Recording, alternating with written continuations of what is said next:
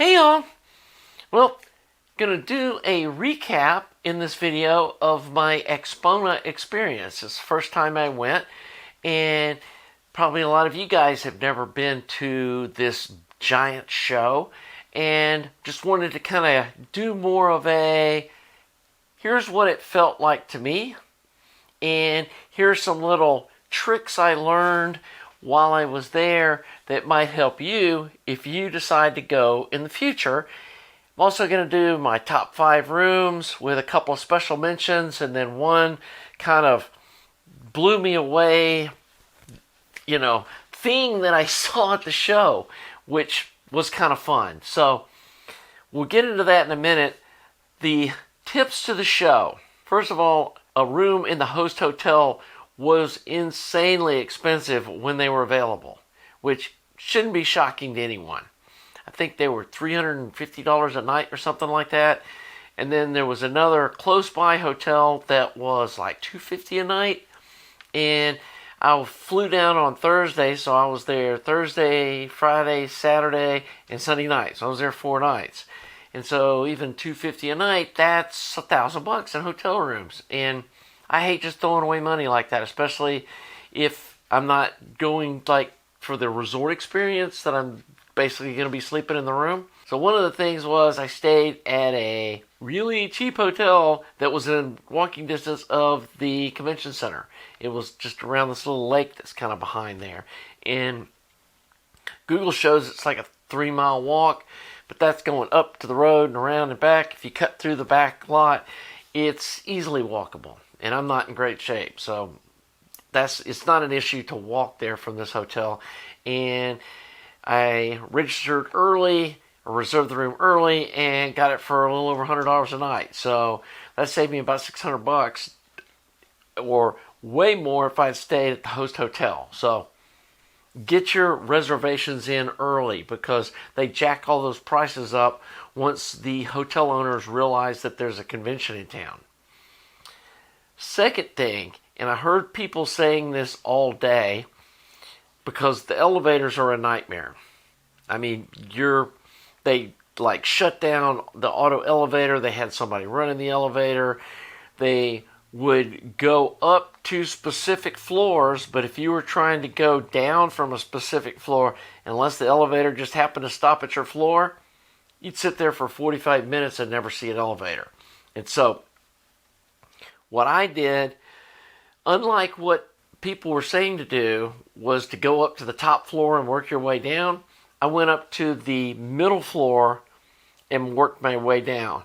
Then the giant crowd of people with the stuffed rooms that you could barely stand in were all behind me. And I was going into these rooms, maybe me and one other person at most were in the room, which is really nice, because then you can get your requests in and hear music you're familiar with, talk to the owners and that sort of thing. And so that's the other little tip. Be prepared to eat at the host hotel and go to lunch early. If you go to lunch at like noon, you're not going to get a seat. If you go at 11 o'clock, not going to be a problem. So those are just my kind of tips. And the other one is just have fun. I kind of refrained from, forcing myself to do room reviews, interview people, and that sort of thing, because I just want to have a good time, and I did. So let's go over the details of the show. So one of the things I did, I decided to get a trade vendor badge. It was only, I think, $20 more, and I figured flying up there and staying in a hotel and all that, it was worth getting something where it would have my Skunkie designs on here, and also gave me access to a rest area they had just for the trade folks, and also a dinner on Thursday night. And this was kind of a heavy hors d'oeuvres and drinks kind of a thing. They had some live music. Was able to mingle around and meet some folks before the show on Thursday night, but didn't stay too late and headed back over to my hotel and stayed at this hotel over here. And there was a little pathway that went around this lake, and this convention center was kind of over in this direction. And yeah, I mean, it was very inexpensive. Was it a super high-end thing? Obviously not for the price, but I was only sleeping there, so it served its purpose. Had a nice Indian restaurant downstairs, and there was other restaurants within walking distance, so that was a good option for me. So let's go over what I'm going to say is my top 5 rooms in sound, as well as just how cool I thought the equipment was. First one is the Dolce audio. And Terry, I'm not going to even try to pronounce his last name. I know I'll butcher it. It was Gesualdo.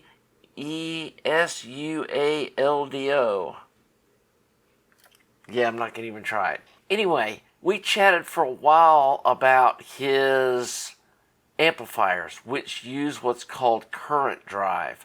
And I'll put a link in the description to some information about what current drive amplifiers are.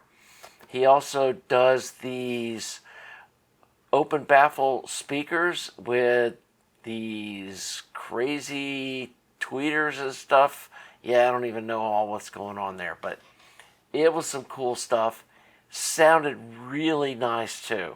So, yeah, he was super nice. The equipment was cool looking. Definitely was some innovative thinking here and had a really nice sound. Next, again, super impressed with the Rotel Michi setup. And this was done by Saturday Audio Exchange, and it's who I ended up buying this actual Q5 CD deck that's sitting in this rack. They worked a deal with me and sold me the show demo unit, which they were just using the DAC in it. And we're going to do a review about this thing soon. I am super happy with this purchase, and we'll go over that in a future video. They were running these monitor audio speakers, and this just had a fantastic sound. This was, again, one of the better sounding, really dynamic systems in the show. Spent some time with the Audio Technica folks, which you know I'm a fan of their cartridges, and it was an interesting story. This guy here, John, was the actual tech who repaired my OC9 MXL or XML. I always get those dyslexic numbers of those cartridges, but I had one that was making some weird clicking noises, and I sent it back to have them repair it, and this guy remembered my cartridge and was talking about how it was just full of kind of dusty, dirty something crap. Who knows? He couldn't figure out like even where it came from, but charged me $65 and sent it back. But it was fun meeting him, and again, he was actually the guy who fixed my cartridge. And we spent some time talking about the different cartridges in their lineup. Gave him some feedback on my experience with their different cartridges and what they sound like. May possibly be in the future considering one of their Art series cartridges, maybe the Art 20.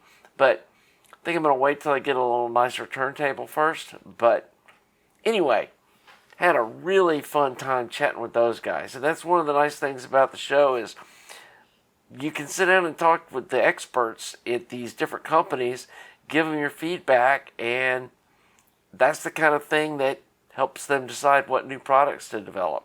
Okay, another really good sounding room was the Fine Audio speaker room. And they also had a variety of gear in this room. They had a Vincent amplifier and I think an Eversolo DAC. And anyway, not a whole lot of treatment in the room, and it still sounded really good. I've got some Fine Audio speakers that you've seen on the channel before that I really enjoyed the sound of. Maybe playing around with those more in the future. But these floor standers just really sounded nice, and I was just impressed with the sound of the room. Here's what was in the room, and you can see not real crazy expensive stuff. Got the Eversolo A6, had these Fine Audio 501s, which are $2,800 speakers, and had a $3,500 amplifier, which I think the sound was probably more the speakers than the amplifier, but it's hard to say. It all contributes to the sound. This was another surprisingly good sounding room. This was the Esprit, or it looks like it's spelled as Spirit, but it's Esprit is how they pronounce it. French company, and these are their Amelia floor standing speakers with an AMT tweeter. Really nice sounding speaker. I mean, this room had just an excellent sound.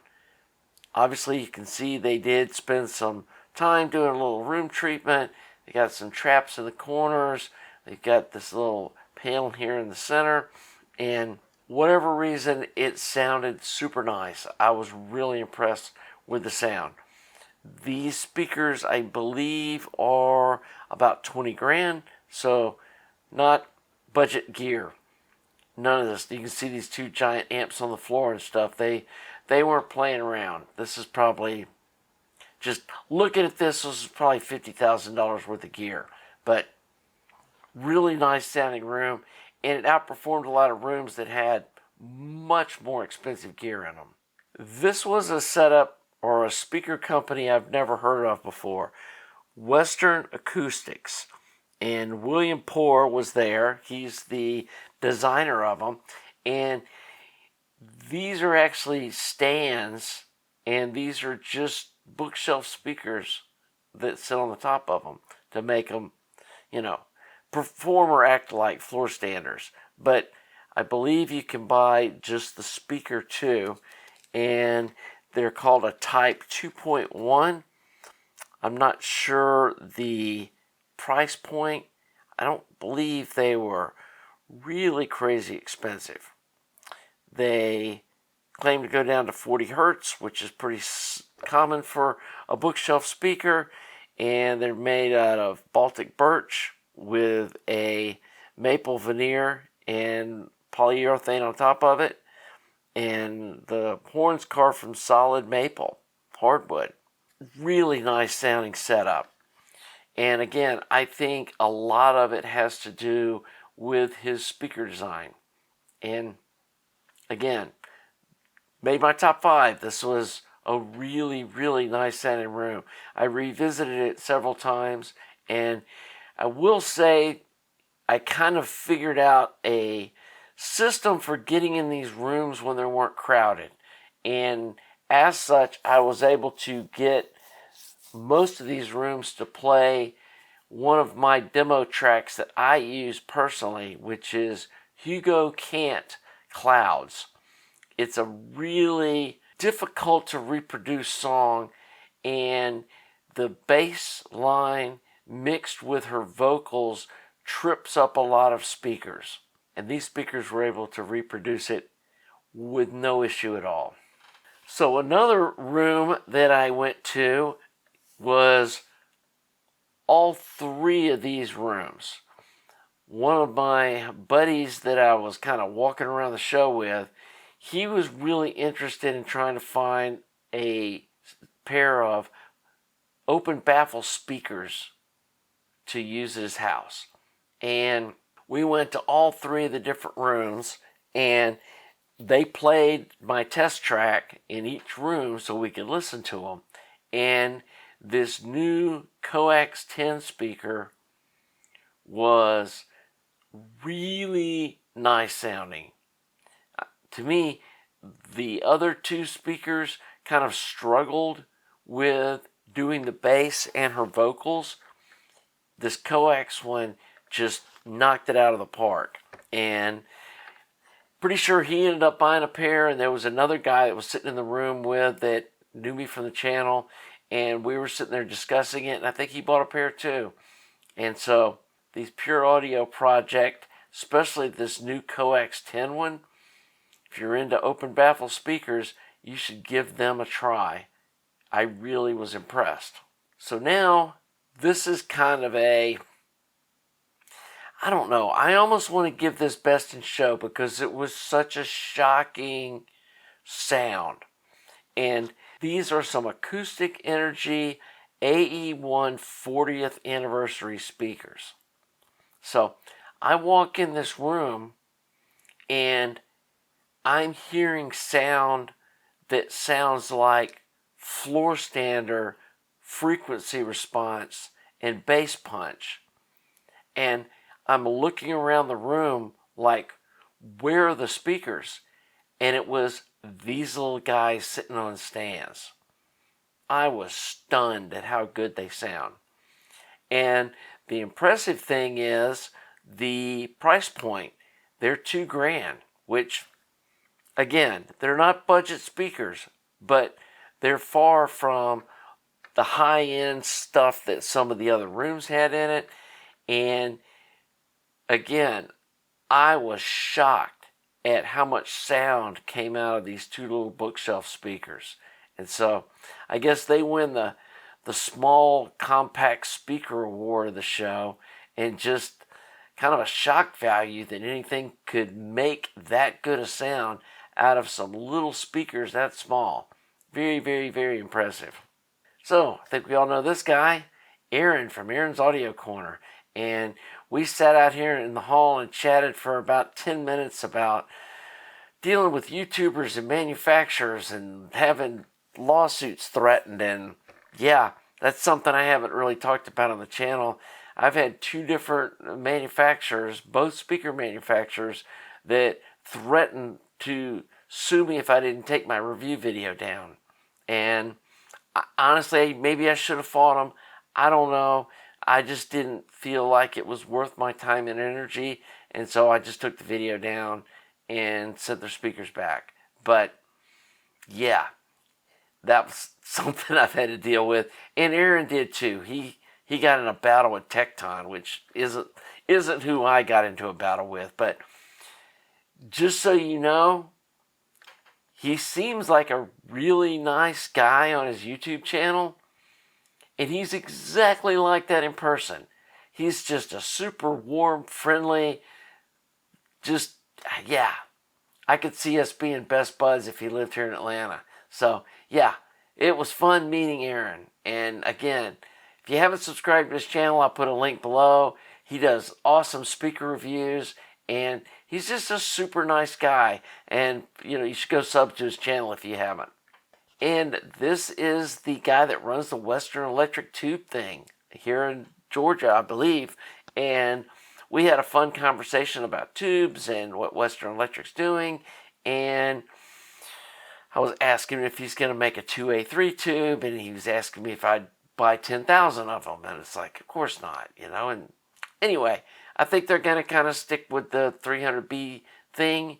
And I think they're making a couple of other tubes. And then they had these crazy amplifiers. Yeah, these were the most steampunk, crazy looking room in the whole show. And the tubes were just crazy looking. Those are some of the biggest transmitter tubes I've ever seen. And I forgot, he's claiming that these make 100 watts per channel, single-ended, which is insane. And I believe he said this pair of amplifiers would sell for $150,000, but I'm not sure if they're actually for sale. But they were pushing their little preamp back here that they were driving them with, and yeah, was it crazy about these speakers? They had kind of a bright, edgy top end, and not my cup of tea. So these probably are awesome, I would say. The speakers, yeah, I'm a hard pass on them. So this wasn't a great sounding room. Sorry guys, it just didn't hit the mark for me. But as far as like coolness factor, definitely one of the coolest looking amplifiers in the show. And just those big transmitter tubes are super cool. The next one was Treehouse Audio Lab, and this is some really cool stuff. Now, just to give you an idea of the price point, speakers as shown were $36,000. The phono preamp is $26,000. Then you need the amplifier, which is another $24,000, and then $60,000 for the 300B amplifier and their mono blocks. I'm not sure if that's $60,000 each. Could be when you see them. So look at that crazy stuff. And this stuff sounded really good too. I mean, not only did it just have this cool science fiction kind of look to the amplifiers and this really beautiful raw edge wood design open baffle speakers, it sounded really good. And then this was the rack with the preamp, and those are field coil speakers, and so this was I believe this was the voltage controller for the field coils, and then it had this fun little oscilloscope up here that danced around with the music. I think that was more just something fun to look at, but I think one of these is the phono stage and the other one's the preamp, and yeah, but that's just crazy cool looking. So, another room that sounded nice. It wasn't good enough to hit my top 10, but I think what made the room sound so good, the new Revox reel-to-reel tape deck. I think it's $18,000, which, yeah, it's a lot of money for a tape deck, but yeah, it sounded good. And it goes back to my belief that a really good source creates a really good sounding system. And this stuff sounded so crisp and clean, and I believe most of it was from this Revox tape deck. So, honorable mention, these speakers. I finally got somebody to explain how you pronounce that. That's a so it's like UR audio. And their speakers always sound good. Every time I hear them, I've been impressed. And once again, wasn't disappointed. Other really surprising thing to me was these SVS speakers. And they, again, hit a really nice price point. These floor standards had just crazy amounts of bass, which SVS is known for. I always think of SVS when I think of their company is subwoofers. These speakers also really high performance for the price point. And then just wanted to show you at the end, if you're going to do something on a budget, something like one of these Rotel amplifiers, before you spend $1,500 on a made in China tube amp, just go buy one of these. It sounds way better than any of those $1,500 China tube amps, and you get crazy amounts of power, and all this Rotel gear sounds really nice. And again, these monitor audio speakers are just some of the better sounding speakers that I saw at the show. So that kind of wraps up my Expona review, and it's a good place to wrap up this video. So you can see it was a lot of fun, and I did spend some time talking to several of the manufacturer reps. I spent some time talking with the Techniques turntable folks, and if you remember, I put a poll up. Do you want a DJ style deck or an audiophile style deck? And I was able to show that to the manufacturer rep. It's like, I don't know who y'all are polling, but if you poll actual audiophile people that are buying turntables, they don't want that DJ style deck. He did give me a little behind the scenes look at, they're going to be coming out with a new audiophile turntable here soon. And that could be the upgrade that I'm looking for. I also picked up a Rotel Michi Q5 CD deck and a pair of Gershman Avantgarde 30th anniversary speakers. So we definitely are upping the game here about the source and the speakers that we're going to be using as we test gear. And I've got another announcement about that I'm saving for the Monday monologue. So anyway, I hope you enjoy this content. If you do, please subscribe to the channel. Please like the video.